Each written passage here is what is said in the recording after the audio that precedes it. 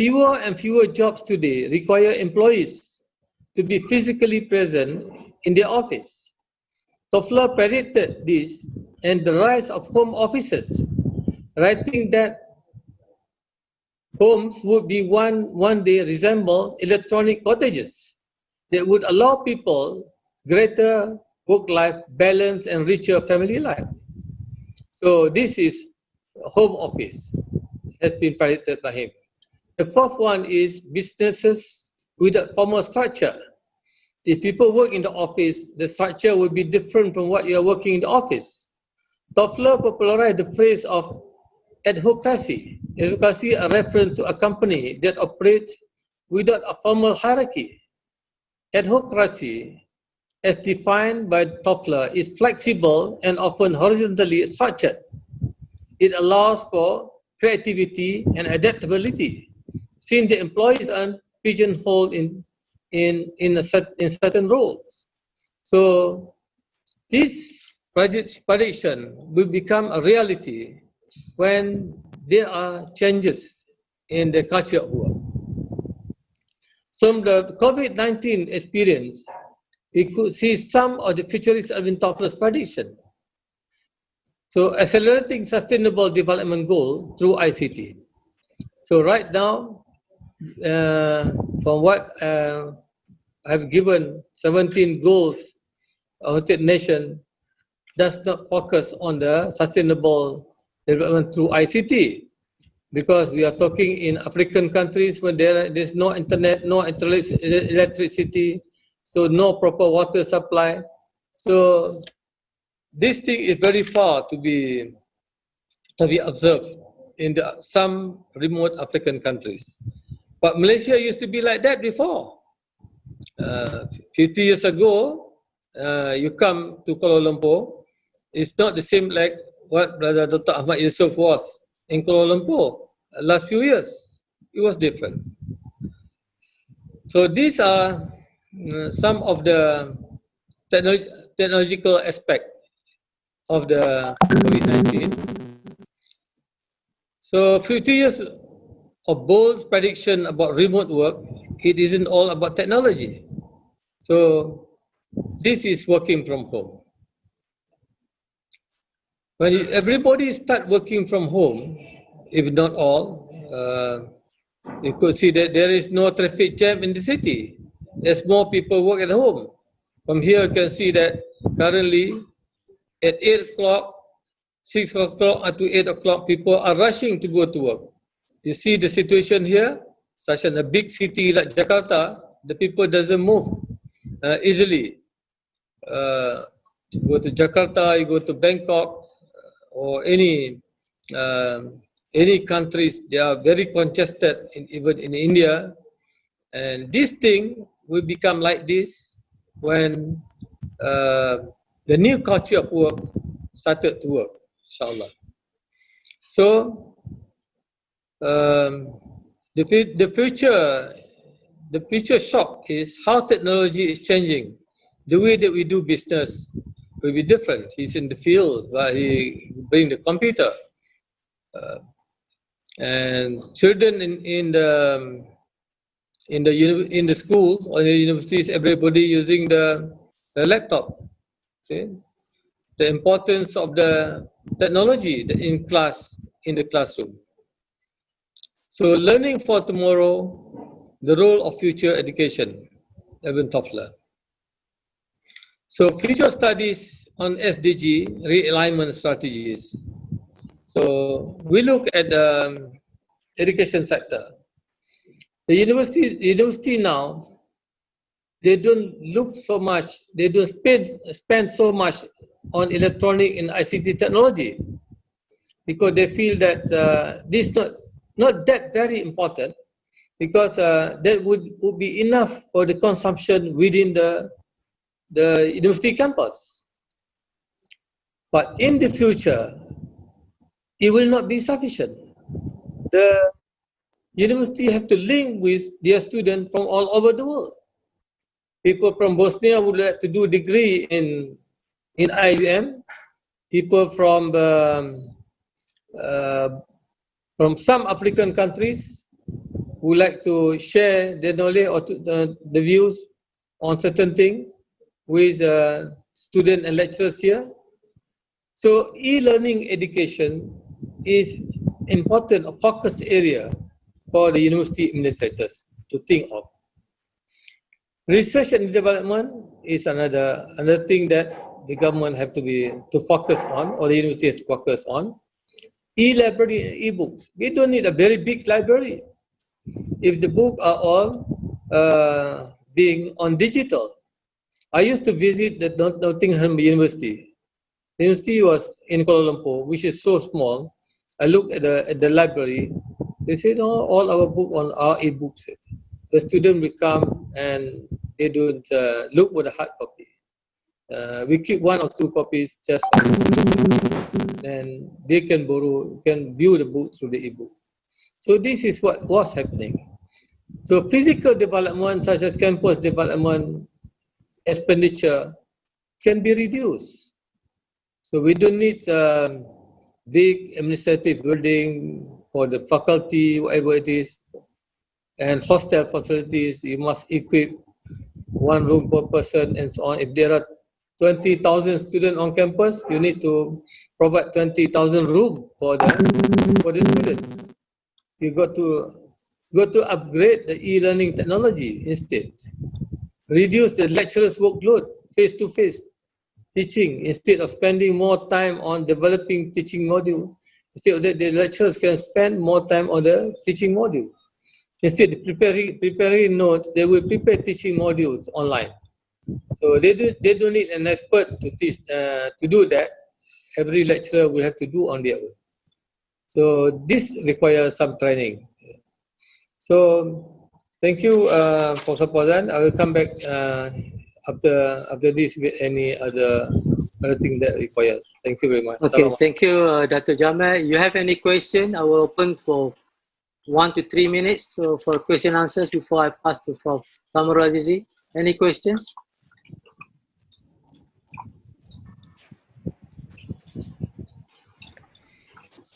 No questions? Yes, Assalamualaikum warahmatullah. Assalam. Listening to me from Bangladesh. Yeah, Faisal Khan. Faisal Khan, go ahead. Yes, Faisal, how are you? Alhamdulillah, fine. What about you, Prof? You are in Dhaka? Yes, I am now in Dhaka. I was in Malaysia until 17th March and I submitted. Oh, so close. Bye-bye and then come back. Now, within a few seconds, I can reach you. I had a question about that. Right. When this COVID issue is coming, now many universities are offering like online based courses. So many technology are being used rigorously right now. So what do you think the future of education if more technology is being used in the education system? Will it be better for the education system or it has some other consequences? Yeah, Dato. You mean the teaching technology using the e-learning will be better than face-to-face? Is that right? Hello? Faisal, can you repeat your question again?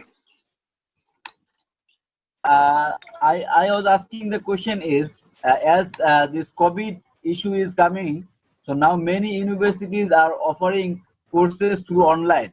And at the same time, they are taking examinations and other things through online. And even I see that some of the PhD Viva is also going on through online. Yes, what is your question? I see that future of education is going to be more is online based.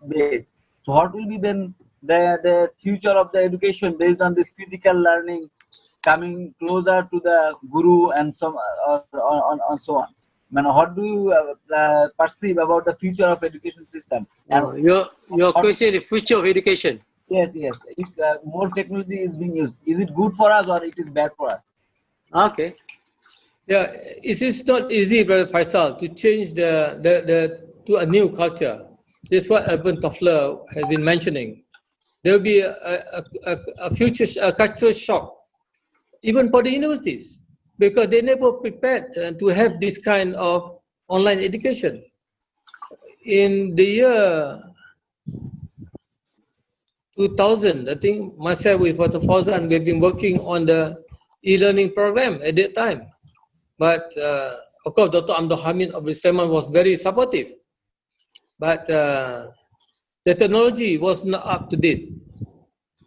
Should the technology be up to date, Abdul Hamid Abdul Sulaiman, we open up the e-education. Although he's at the traditional band, but I think he believes in changes. So I think it will happen. You wouldn't have to worry, not during your time, not during my time. You have already passed your PhD, and then maybe your children later on or your grandchildren will have this kind of technology, inshallah. Okay, thank you, Dr. Jamil. Any more questions before I will pass to Prof. Kamarulazizi? Then we can come back. Okay, no more question. I guess Prof. Kamarulazizi, Kamarul, you are ready? Prof. Kamarul, are you ready? Kamarulazizi, your speaker is off. Yeah. Okay, I'm ready. Okay, go ahead. Bismillahirrahmanirrahim. Alhamdulillahirabbil alamin wassalatu wassalamu ala syafil anbiya wal mursalin wa ala alihi wa sahbihi ajma'in. Alhamdulillah, we'll be able to meet today. I'd like to share with my slide. Hopefully I can get it on. Slideshow. Yeah, it's already there. Okay. But you have to show the, yeah, good. Thank you. Okay.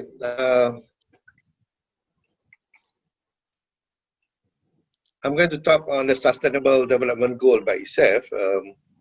So first I'd like to thank IIIT for inviting me to give this during this intellectual course. And good to know also Dr. Jamil is here, Professor Jamil.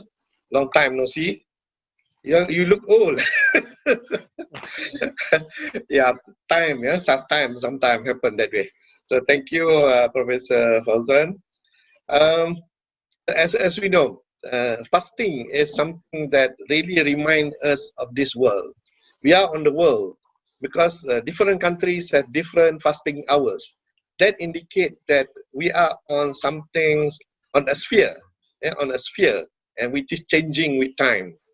So what we have is all this while our iftar, we are sharing it together, or even in either in the mosque or outside. And for our tarawih, we pray together, and again inside or outside. And now the new image, the new normal of Ramadan that we're going to see is that either we are praying alone, or we're going to pray as a family, or even for iftar, we might be eating with our family, or reading the Quran also, we might also reading the family. So how does Ramadan relate to SDG? Because this is what our talk is all about, our discussion today.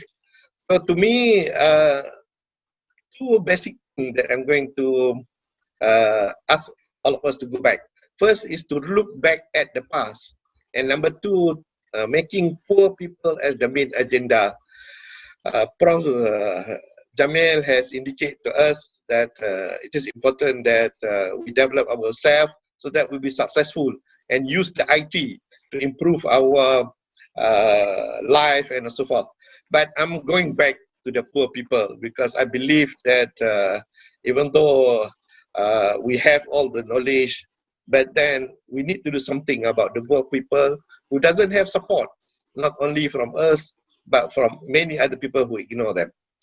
So let's open to Sustainable Development Goal, and I'm lucky to be representing the government of Malaysia during the development of this SDG. It took us 3 years to prepare it, and about 3,000 experts together to form this SDG. So it is not something that is simple. It is a very complex and agreement that we have made. Initially, we have thousands of proposals, and eventually we reached 270.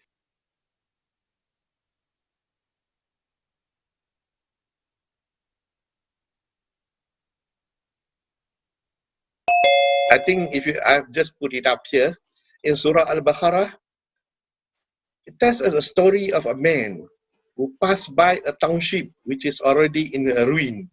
And then what happened is that he wondered whether what happened to, can this ruin change back again? So Allah shows him that it can be done. But the interesting part that I want to tell all of us, especially to the students, that Allah didn't mention how this ruin has been improved other than talking about the donkey.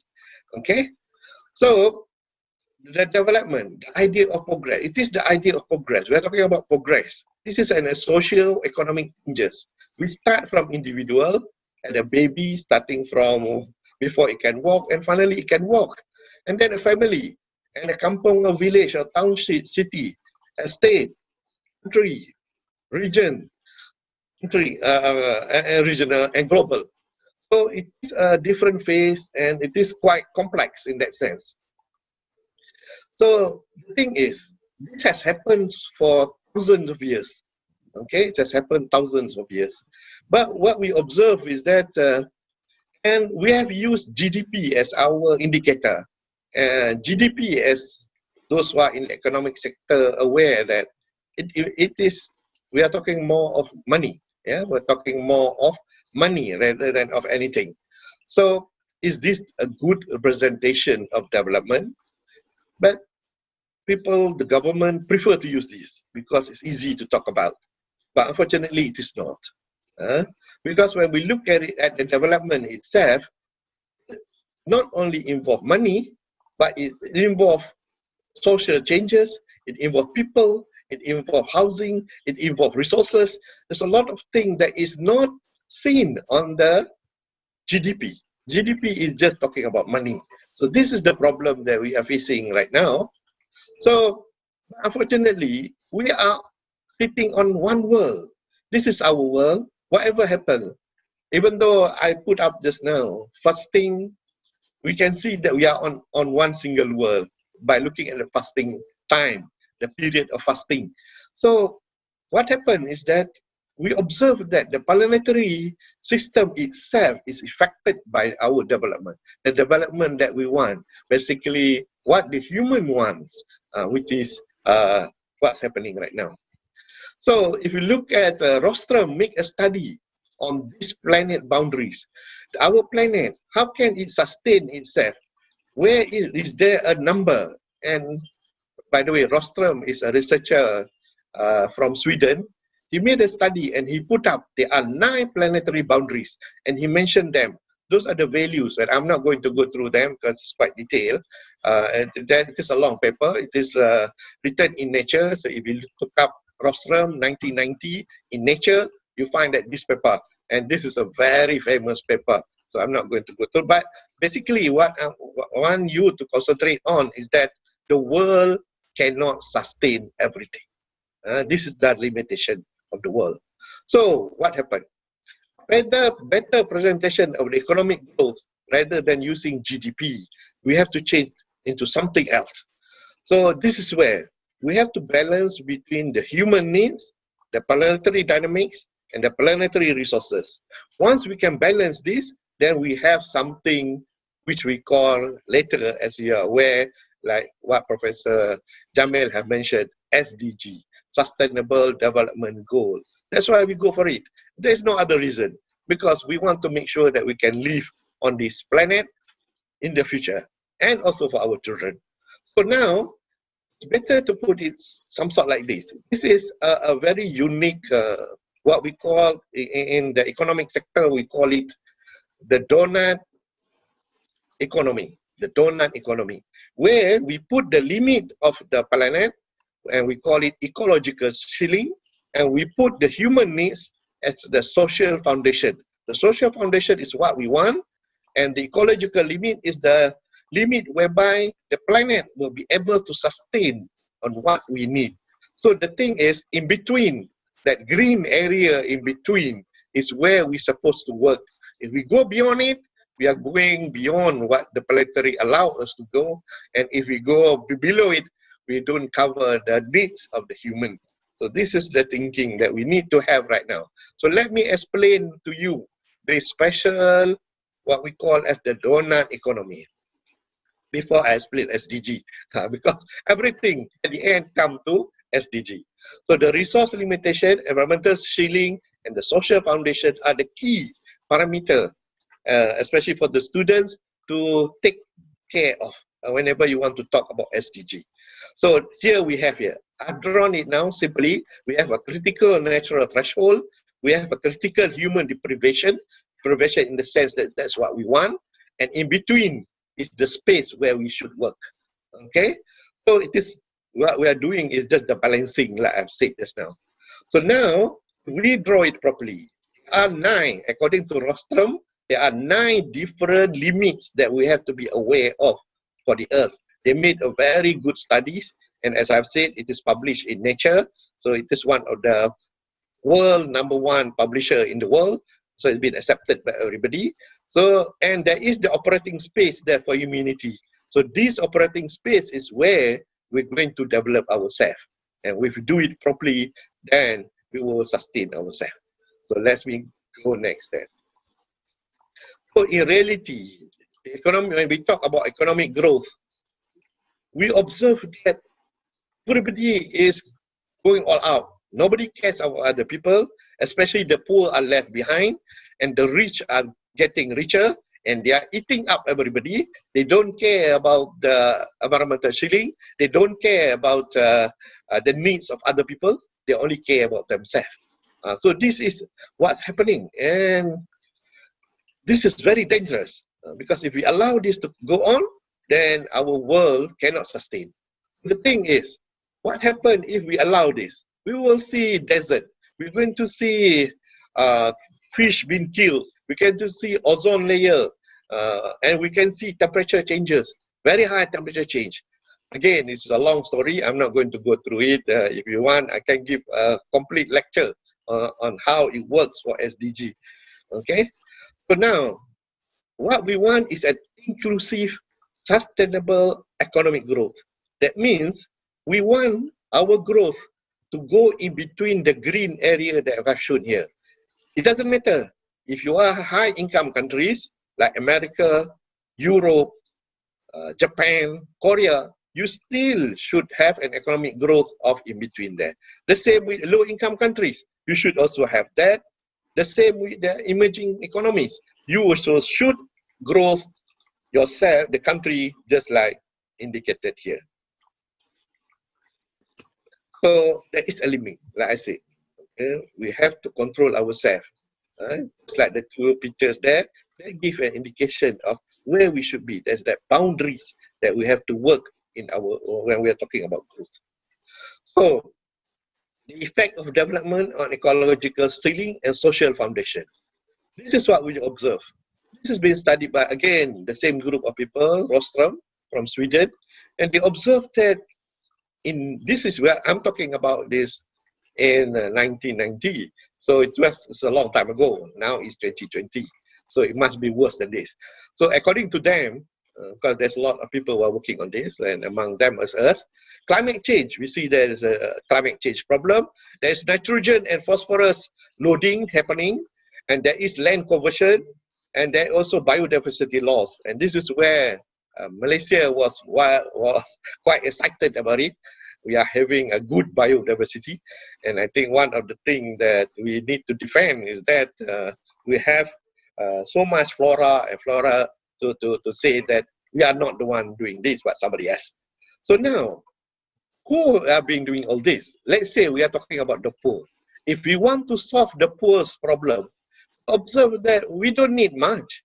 What we need is just about 2% of 3% of the global food supply. And in terms of CO2 for electricity, we just need 1%. So where does the pressure come about? We see that there is a pressure on climate, there is a pressure on loading, phosphorus, nitrogen loading, land conversion, and biodiversity.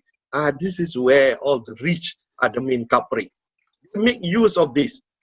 Just imagine, just to make production for 11% of the people, 50% of them are coming from the CO2 emission. The same with electricity. We observe just to produce the meat for the people in Europe, they are taking up a lot of the CO2. So these are the problem. And we, in the third world country, unfortunately, didn't do this research. And we just allow them to gaining on what we have. Rather, we are proud of them rather than not, which I think we should change now, from now on. So now, what is sustainable development? Sorry, it's just the preamble. So this is a long story. But don't worry, I'll make it simple because I believe in simplicity so that everybody can understand it fully and appreciate what we mean by sustainable development. Can we have 5 minutes more, Prof. Kamarul? Okay, don't worry. So the definition that we use is the Brundtland definition. Development that meets the needs of the present without compromising the ability of future generation to meet the needs. Okay, so what we want is a sustainability model, a challenge to the conventional form of development, where we reconcile ecological, social, and economic dimension of development, and we acknowledge there is a biophysical limit to growth, and then we look at the agenda of social justice within and across the current future generation. So this is by balancing all these three, hopefully we will achieve this development. So, in the nutshell, what Prof. Jamil has put up is the 17 sustainable goal, okay, that we need to move forward. Okay, so now this is a development of different. Okay, we recognize that to end poverty and other deprivation must go in hand with strategies. The future that we want, because the future will be available for everyone. No one will be left behind. This is all the key words that we use. World free of poverty, hunger, disease, and want, where all life can be thrived. SDG was adopted, just like Prof. Jamil had mentioned, in September 2015. And our previous Prime Minister was there to sign the document. But I don't know whether he read it or not, because I was not invited to be with him. So I don't know who briefed him, but he signed the document. Okay, so now we have 17 sustainable development, as Prof. Jamil has mentioned. But there are two other things that you need to aware of, especially students. There are 169 associated targets. There are 231 unique indicators. If we talk about sustainable development, don't talk about 17 only. Talk about the 169 associated targets and 231 unique indicators. Then only you fulfill the 17 sustainable development. So let's look at how we can implement it. This is how we can implement it one by one. We go step by step, and then only we can achieve it. So there is a book on this if you want to read. But frankly, just to tell you, I've read it, and I think it's good, but not good enough. I think we need to write a book specifically for this. I think IIT should consider doing it because nobody is doing it properly right now. Okay, so let's go see. SDG player, who are they? Is it only the government? No, it doesn't work that way. We need the government, we need the business people, we need the professionals, we need the civil societies, we need the academicians, we need the researchers, we need the students, and we need everybody, particularly because SDG affect everybody and will cause and will be affected for everybody. So everybody must work on it. Okay. So, but the thing is, don't worry, we have a common tools. The tool is there. If you go to any United Nations website, they will give you the 17 Sustainable Development Goal with the 169 associated targets and 231. I just put it in on a graph so that you can see it. Why is it there is a color on the graph? Because we still don't have information with regard to many of these parameters, the targets and also the indicators. There's a lot of work to do. Let's work together and try to solve this SDG for our country, for our nation, for our region, and for this globe, so that we will be able to stay in this world much, much longer. Thank you. Thank you. Jazakumullah khair, Prof. Kamarulazizi. Now I open questions. You can just unmute your speaker. You can ask Kamarulazizi. Tafadhal.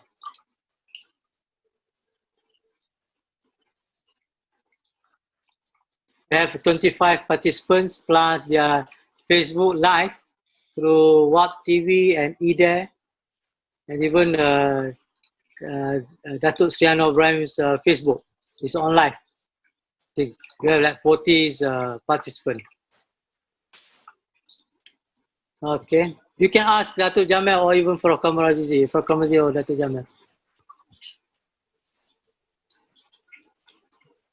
Very quiet today. Or everybody's ready for Ramadan. Hold on, can I? Yo, sure, Sharan. Prof Kamarul, how do you put family unit as in the overall picture of the SDG? Because our scholars are saying that everything starts from the family. So the whole concept of SDG does not talk at all about the family unit. So if the family break down, then there's no SDG. So how you put that in perspective? Okay, thank you, Dr. Sharan. If you look at this, this is an example of how we use SDG. But here we are just concentrating on, can you see this diagram? No. You can show, yeah. Please share it. Okay, I think I have to share it. Yeah, you have to share it.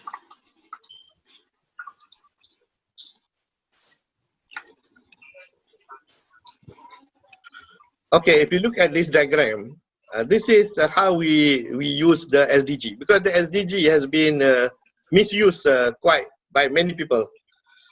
As I said, you need to also include the targets and the indicators. So like for example, this city, what they did was they do a mapping of the SDG. It's interesting when you say the family doesn't do not need to do anything. But if you look at here, you have to do a mapping for the family. Unfortunately, initially I have it, but I put it somewhere else. So for the family, if you look, for example, number one, the biggest issue that I've mentioned just now is hunger. Anyway, we're going to fast soon. So what is the family's job? So what you need to do is look at the targets for number one, look at the indicators for number one. In there, it specifically mentioned what you need to do for hunger. And it will identify for you whether can you achieve those targets, can you provide the indicators. The same way with all the others. So this mapping, I'm now going almost everywhere trying to do this mapping for various countries, except for Malaysia. Because Malaysians usually don't ask for the expert. So I'm helping them to get all this to identify clearly so that they can work on it. It's just not that simple. So like I said, you have to look as a family. The other question that you, is it okay, Prof. Sharan? Yeah, sure. Okay, the other question that I usually receive, especially when I go to Muslim countries, is this Islamically correct or not? Can you attach it with Maqasid Syariah? So I said, one thing, if you look at it, the SDG doesn't have God in it. There's no Allah in it. There's no Allah in it. But what it has is that it tells you what are the human needs according to the human. So according to the humans.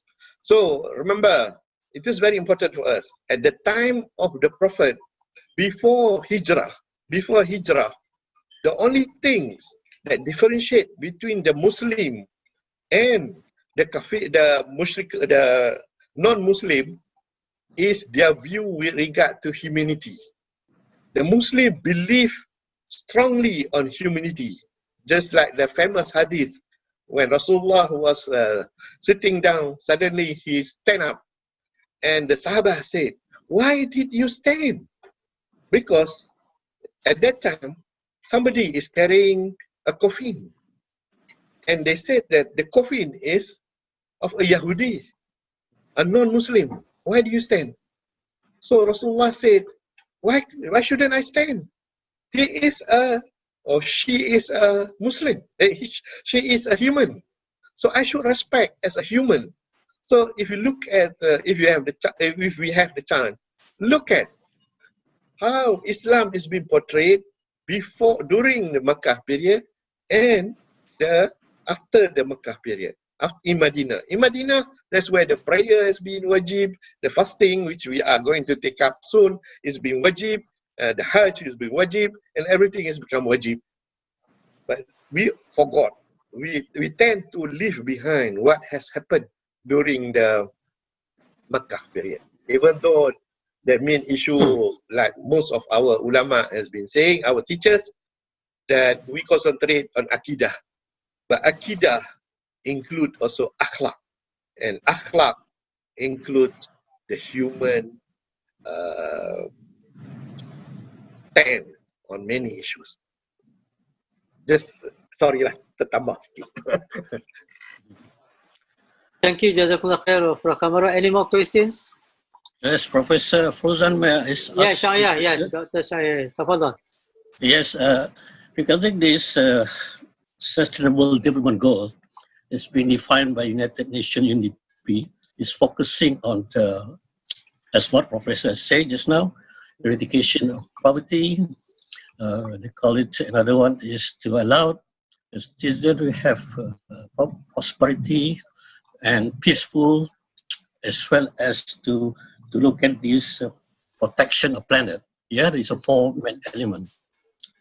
But I was just wondering, I'd like to ask Professor views.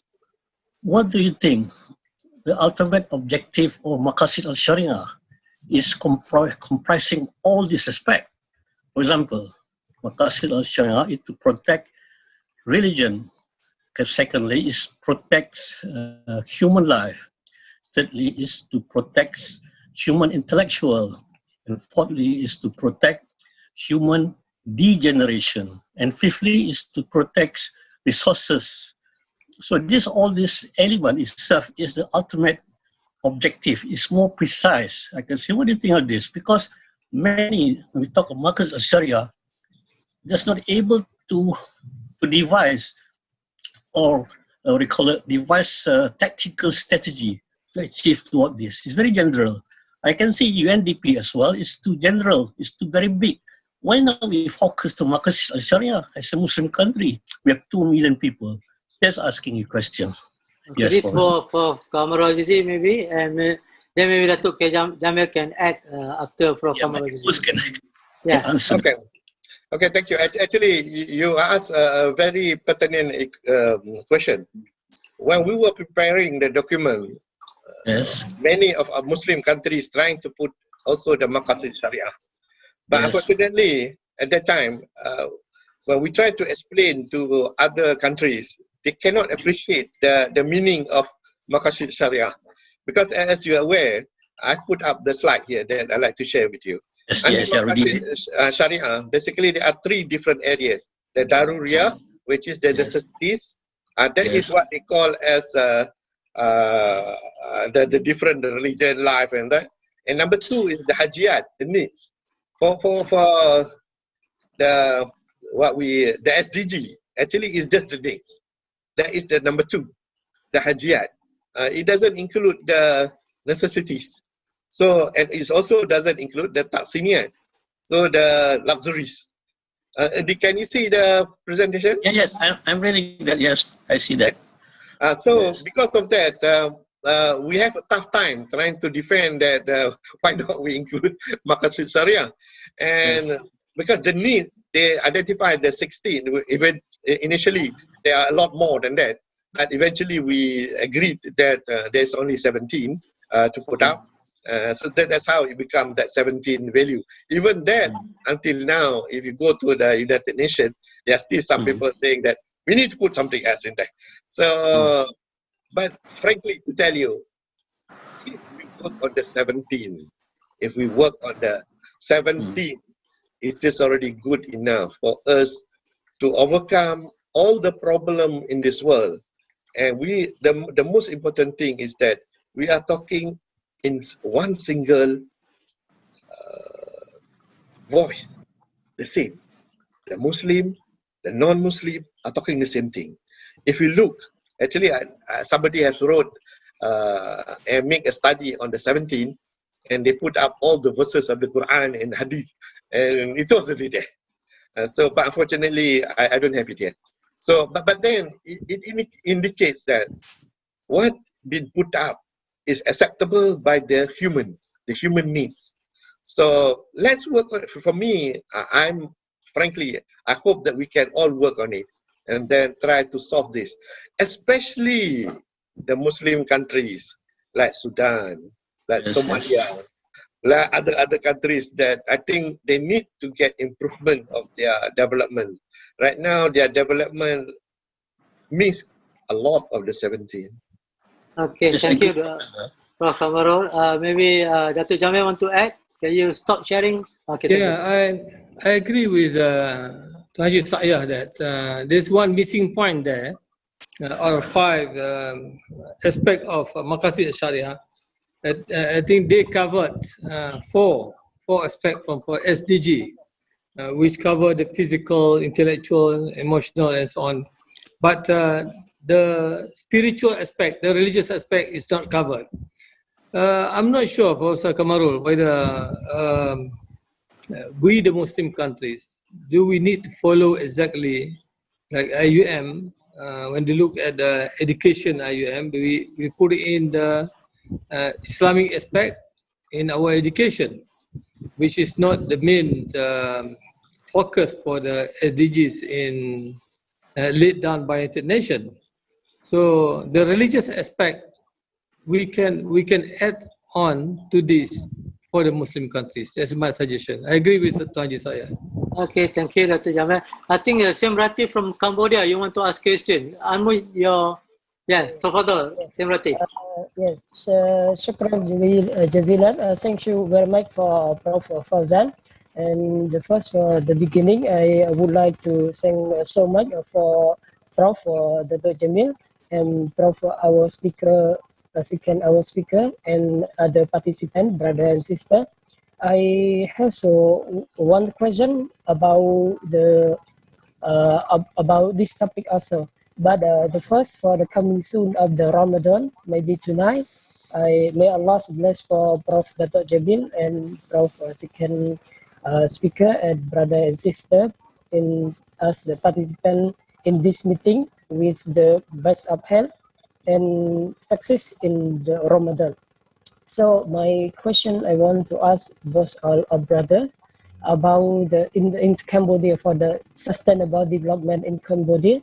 Depend or refer I have listened this topic. The sharing is very important. Relates with the new generation or the development for the Cambodia.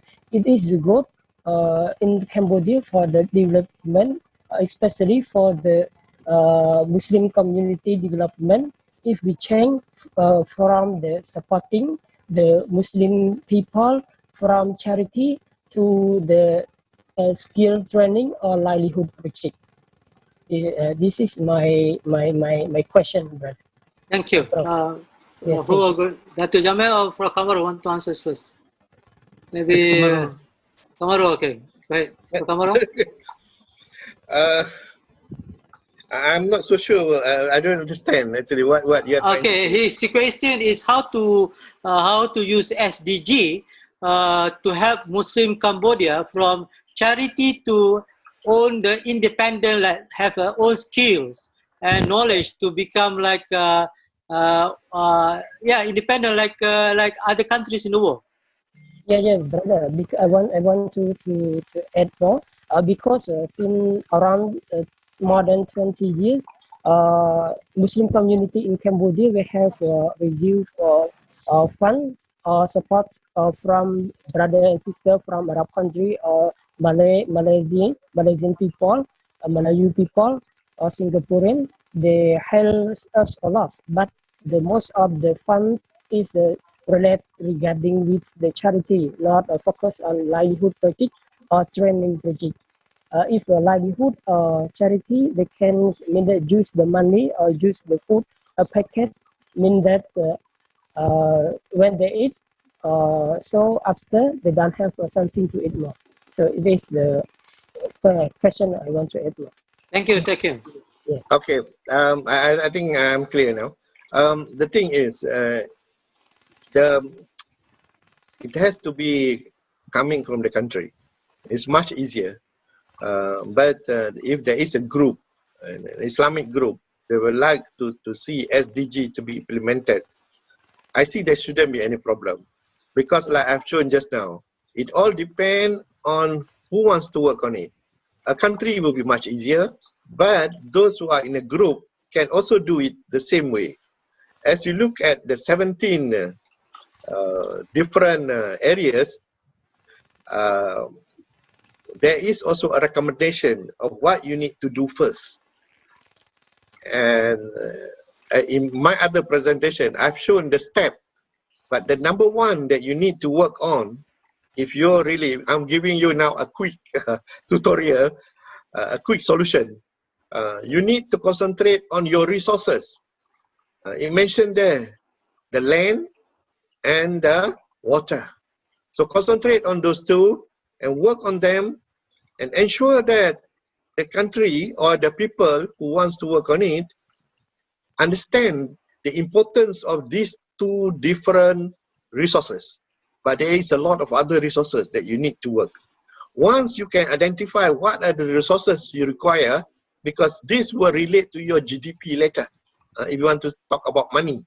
But then, if you work on this, you find that everything else will fall into it properly, especially if you don't have any problem with regard to loss of resources, quote unquote, and so forth.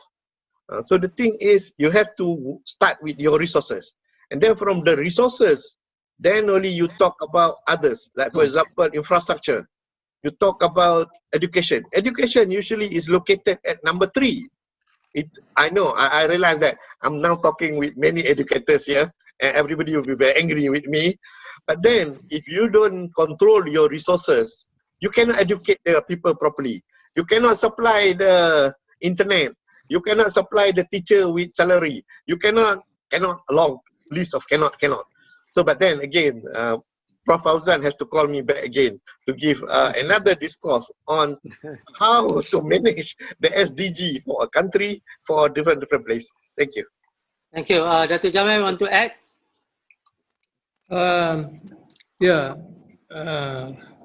The experience of COVID-19 again, I think we began to realize that how important agriculture industry is. So agriculture industry is important because those are the agriculture product produced by the people, by the rural people. And these are the poor people. We never appreciate what they are doing. So when we live in the city, when there will be a shortage of rice in the city, where are we going to get the rice? When we are shortage of vegetables, when we are shortage of fish, and so on. And people don't rear animals in the city. People don't plant vegetables in the city. People don't plant rice in the city. Especially in Cambodia, the poor Muslim outside the city, they are all doing work with agriculture. That's why I think that government should concentrate more on agriculture in order to reduce the poverty among the people. And that's where the e-technology coming in. How they market the product. The e-marketing, e-commerce is now very important. The people don't have to come to the city to sell their products.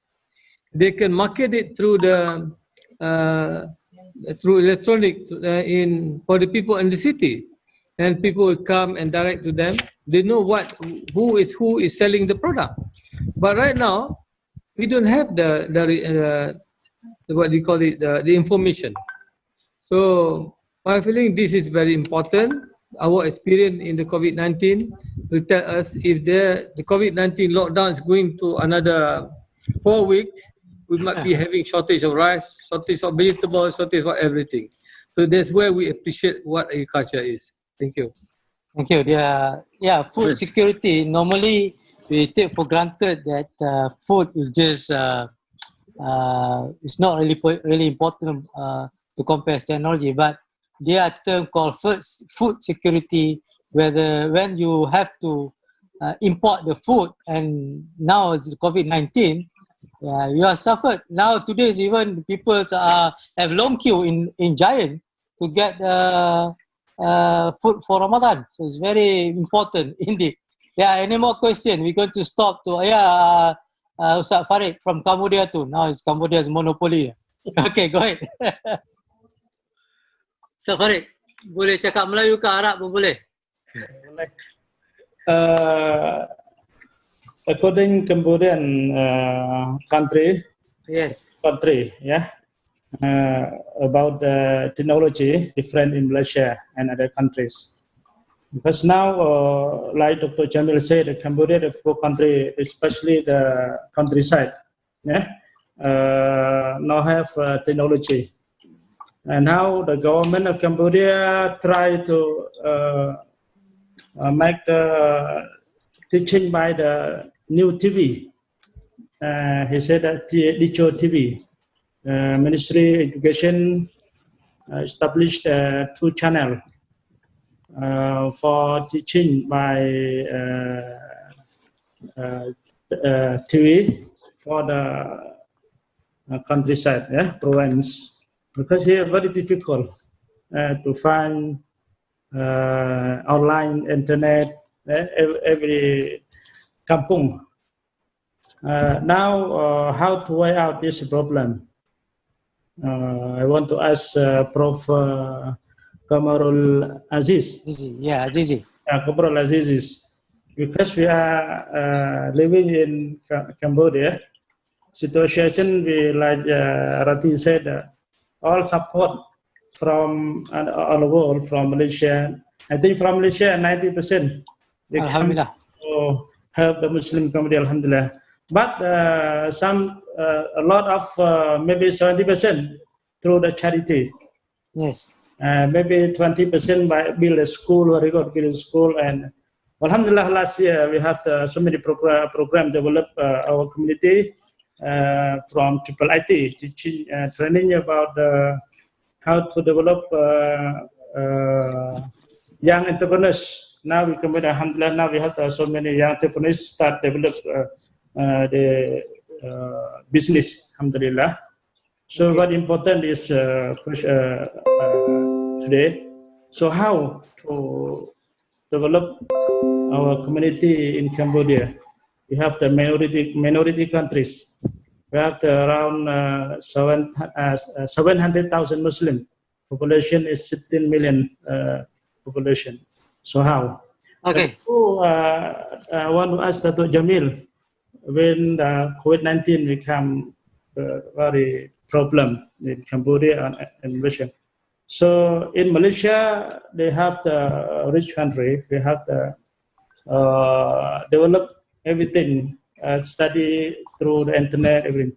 But in Phnom Penh, some family don't have the knowledge, no ilmu. If family have ilmu, knowledge, they can teach the children. Now they are loose. If the school, every school stop, now almost 2 months no school. Family, for family, no have the knowledge how they can teach the children when they stay home. Thank you very much. Thank you, Ustaz Farid. I think I'll pass to Prof. Kamaru first, then Dr. Jamil. Thank you, Ustaz Farid. One thing that I've mentioned earlier, the first thing that we need to look is resources. Yes. And I don't know whether it is lucky or not. One of the country that I first exercised to use SDG is Cambodia. Wow, okay. Yeah. So I studied again, it is a desktop study. We call it a desktop study. I studied Cambodia, and I found that Cambodia is very rich. MashaAllah. It is not a poor country at all. No. But good news. I'm sorry to say this. Is it okay to say it? You look at Phnom Penh. No. Okay. Is it all right to say it openly now? Yeah, go ahead. His brother, yes. his family. Yeah. It's his family. Okay. So when I studied Cambodia, they have a lot of oil, but the oil was not extracted from the ground. Yeah. And they also have a lot. You have a lot of what we call as heavy metal. Heavy metal are being used in nanotechnology and also all the microelectronics. Again, it is in the ground. Yeah. So if just now somebody asked me about Mr. Sam asked about it. Yeah. Like I said, you have to find out about the resources. Even though I am from outside, I know about this. So if you really want, we can make Cambodia richer than Malaysia. Okay. Frankly, to tell you, we already Sure. compared the data. Yes. Yeah. You have much more than Malaysia. Okay. Malaysia is less. Wallah. Prof. Kamarul, Ustaz Faris doing PhD at USM. You can become his supervisor. How to become Cambodia rich through SDG. I can become co-supervisor. Dato Jamil, yours next.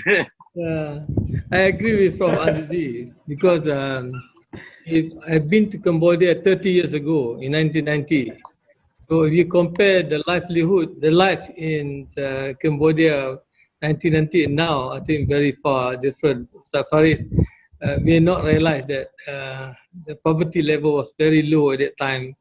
But with all resources, as has been mentioned by Prof. Azizi, they have a lot of underutilized land in the, especially among the Muslim brothers there. They don't properly utilize the land and so on. Even the sea and the river, have not been fully utilized. So if this thing being taught to them under SME and so on, inshallah they will become better people. For the technology, as what has been mentioned of Ustaz Farid, I think the people can learn very fast. I didn't know what Zoom is before.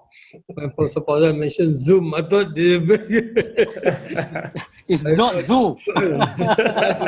with the people with all the we got cages. It's Zoom. With a few steps, he taught us online and asking the children. I think now I'm able to use Zoom. So I think the children has no problem with the technology. Provide to them with the equipment, inshallah, they will do it. Thank you. Thank you. Now we're going to have like 5 to 10 minutes. Yeah, I think 9 minutes. I have Sister Zarina from Hong Kong. Do you have any questions, Sister Zarina? Or Yasmin? No, he's free. Yeah, go ahead, Brother Zuhair. Yeah, go ahead. You're from where? From Zuhair? Assalamu alaikum, Dr. Fauzan. How are you? Fine. You are in Malaysia or somewhere else? No. I have met you in Malaysia. I frequently visit Malaysia. I'm based in Bahrain. Oh, mashallah, you're from Bahrain. Yeah. Mashallah. I'm an admirer of IIIT for years. Thank you. Starting from Dr. Ismail Farooqi's work. Mashallah. I'm seeing a different, different development in the organization now. Those days you are very academic, writing books and all those things. I'm very impressed today to have joined this SDG session. Mm-hmm. 2 years ago, I joined one of your workshops in Hong Kong. That is community development. Mashallah, you have done a lot of work, a lot of research. Mm-hmm. What I feel is that I'm actually from Sri Lanka. Oh, yeah. So, we met. Yeah, Sri Lanka actually needs this kind of work. There are a lot of people doing lots of work, but I feel still that we are much below. We have about 60% of the Muslims below poverty level, and we have very good, rich Muslims too. I think what would need from you is from IIIT that we need your expertise. We have educated youth there. We have organizations. But what we lack is kind of guidance. I see. Yeah, so I think even I have traveled to some of the other countries in the region, of course Cambodia also, and Philippines. What we require, Doctor, is that we need some work to be done in the community level to guide the leaders or find the right leadership for the community. Yeah. For instance, okay, we have imams in the mosque. They are well placed. They have a base, they have a community, but how much leadership qualities they have to get the community? So we should have this imam as the leader of the community, for instance. So in this respect, I wonder how we could cooperate and find ways to synergize and work. Whatever findings we have in different parts of the world, experience looking at societies, communities, and their resources and the gaps and things like that. So my request is, first thing, if you can, have a chapter of IIIT in Sri Lanka. Now I'm like 59 years old now. Still young. I'm thinking of retiring, so maybe by next year I may shift in between Bahrain and Sri Lanka. Okay. I used to travel to Far East a lot. Every 3 months I go and spend about 2 weeks. So I have this access to me. I will be of help to the organization, and it will be mutually beneficial. So my point is that how we are going to, what is our strategy to bring this knowledge and the know-how to the community level in different countries? Thank you, Brother Zuhair. I think we met in Kuala Lumpur when we have Pakistan's program. In the hotel. Yes, and I guess Dato Jamil can add answer to this. To my opinion, that we have this IIIT that we are doing now from East and Southeast Asia, but we also broadcast to other parts of the world. This one of dissemination knowledge. Like last night, we have with Prof Anis Ahmad, where Prof Salisu from Nigeria joining us. And in not mistaken, Bangladesh have one branch. India, they do have. The same thing with Pakistan. I'm not sure about Sri Lanka. Maybe Dato Jamil can answer that. What about Dato Jamil? Thank you, Professor Fauzan. IIIT has a regional representative. So unfortunately, Sri Lanka doesn't come into our region. So we are on East and Southeast Asia. It comes under India, if I'm not wrong. So most activities, or even the financial aspect from the headquarters, we go through India and go through Sri Lanka. So with the current situations now, we can do a lot of sharing through Zoom. For our conference here, we can even have a special conference or seminar between the Sri Lankan brothers, and where the speakers can come from all over. I think the issue is settled on that. And we have been meeting many times, the brothers from Sri Lanka, including Brother Zuhair, and we have met many times in Kuala Lumpur. So I know you have been traveling everywhere to Hong Kong, Cambodia, real businessman. Inshallah, with your connection, Brother Zuhair, we can do more activities. And you inform Brother Fauzan, maybe we can have some program with people in Sri Lanka, inshallah. With this kind of Zooming or teleconferencing, you are most welcome. We will put in our IIIT friends, and like next week, Brother Shahran, we're going to have this Anis Ahmad again, but this time 2:30 Malaysian time. Last night, on 8 o'clock. Yeah. Okay, I think Brother Shahab want to ask question. Shahab, this you post in the chat room. Yeah, one thing I miss is the role of zakat and the protection tax, which was always being the main contribution to eradicate poverty in the Muslim lands during the early Muslim era.